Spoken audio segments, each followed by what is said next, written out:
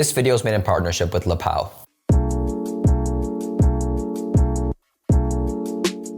So here we are, my guys, new year, new desk setup. And I will admit we are going a little less minimalist this year, but a lot more functional. So depending on this desk, I want to revolve around 3 key principles: easy access to miscellaneous tools, lots of desk space, and for the first time, portability. Because despite how much I'm sure we all love our setup, we've all had that feeling of wanting to get away from it, to get some work done on the couch, the island, the bedroom, maybe even a coffee shop, some place besides the room you've been spending tons of time in.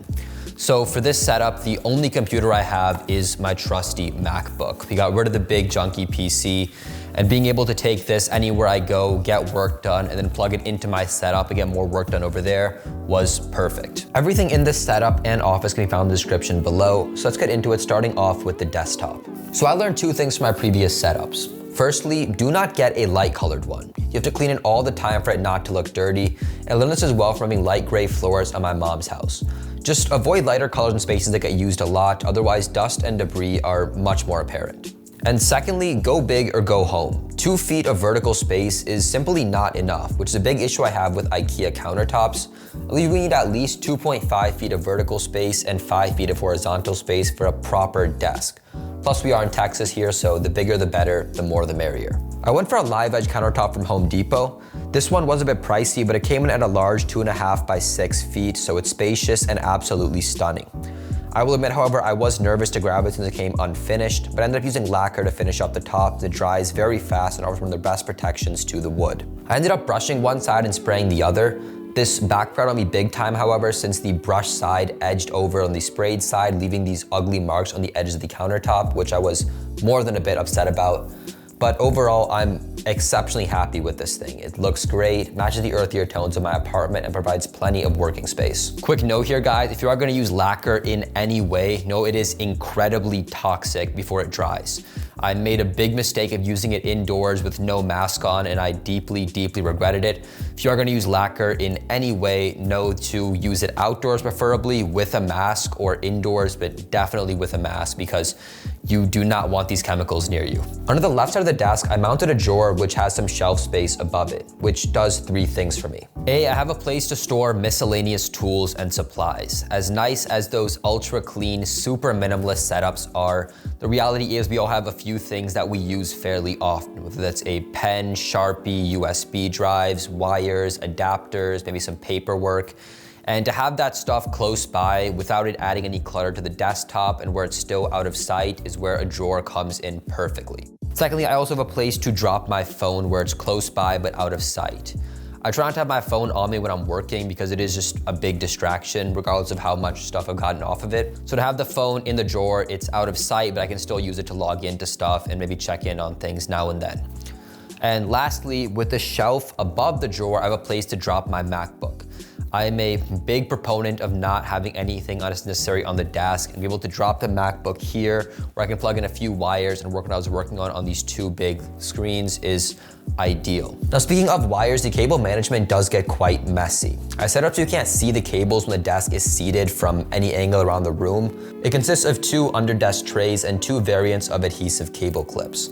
This may seem like a relatively moderate setup, but there are a lot of things connected in the background, which can be best explained by breaking down what is connected to the MacBook piece by piece. First off, on the left side, we have an aux cable, which connects my laptop to the Audio Engine A2+ speakers. These speakers are wireless, but since I do video editing, I wanted to stick with wired, and auxiliary gives much better sound quality than any other type of cable, so I stuck with it. The left speaker is also connected to the right through a copper cable linked together, as well as to a power supply plugged into an extension cord that provides power to the entire setup. Now, the second cable on the left side is where it gets a little bit crazy. This is a 6-foot USB-C extender, which loops around the back of my desk where it connects to a USB-C hub, which does 4 important things. First is the port to charge the laptop. Since when MacBook is closed, it needs power to be able to use external monitors. This is also known as clamshell mode. Secondly, it connects to a 2 terabyte hard drive, which I use to store and mirror YouTube videos through Google Drive for desktop. Basically, I keep all my YouTube videos downloaded inside this hard drive, and it syncs to the cloud so they're all backed up. Thirdly, it connects to my Logitech webcam, which is mainly used for Zoom meetings through work. And lastly, it actually connects to another USB-C extender, which loops around the right side of my desk and connects to a USB-C and SD card hub. This hub is right under the front right corner of my desk, and I mainly use it to connect SD cards from my cameras to my laptop. However, I also check how much my crypto is worth every now and then.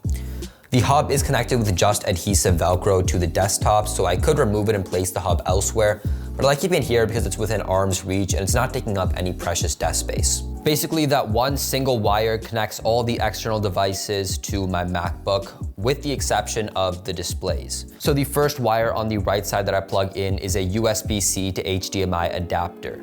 That connects to the large monitor behind me, which is a 48-inch ultra-wide, and it is a complete game changer. You're able to have multiple tabs open to do multiple things at once and actually do a decent enough job at multitasking is perfect.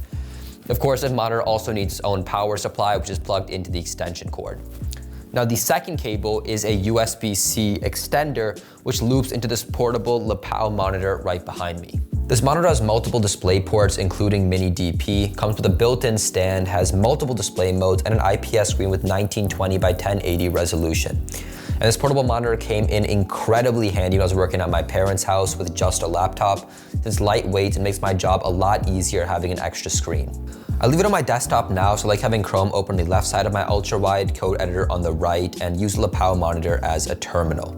I want to give a big thank you to Lepow for sending me this monitor, and you can check out this one or their other monitors on Amazon or their website.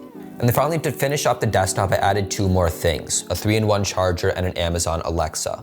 The charger, as you'd imagine, takes care of charging up my iPhone, Apple Watch, and AirPods all in one compact place. I like having it on my desk, so I don't need to charge my phone next to my bed at night. I use the Alexa to set timers, reminders, ask questions, and connect to the rest of the devices in my apartment. I have multiple smart bulbs and smart plugs connected to the Alexa, including both of my office lamps I can turn on and off just by asking her. Of course, both of these also need power, which they get through an extension cord that loops around the back left leg of my desk into an outlet. Which brings us to the final piece of the setup where everything rests on the desk frame. For this, I wanted something incredibly heavy and sturdy. Having worked with cheaper, wobbly desks in the past, I'll tell you firsthand, they will drive you crazy and they are incredibly distracting. This is a motorized dual motor desk, so it goes up and down incredibly smoothly, and it has your typical preset buttons and your options to move up and down. The only downside of this is there is a little bit of a wobble at the top, but it is unavoidable with most standing desks, and it's thankfully not very distracting. But the other slight downside is that I do often find myself standing in very odd positions when I'm working, which I don't believe are the best for your posture. And that's everything. Besides my desk, chair, lamps, and a plant, I like the rest of my office space empty. No posters, frame, gadgets, or anything of that sort. I do have a small walk-in closet for storage for cameras, tripods, and all my other tech, which I'll showcase soon. But I've always found that I work best with less around me, and I want to keep it that way. And that'll wrap up my 2022 ultra minimalist wooden live edge desk setup, whatever I end up naming this thing. If you guys have any questions for me or have wanted more information, always drop that stuff in the comments section below, and I will have in the description either a list of everything in this setup if you guys are interested, or a link to a Google Sheet with all of the information listed. Thank you guys so much for watching, and I'll see you guys next week.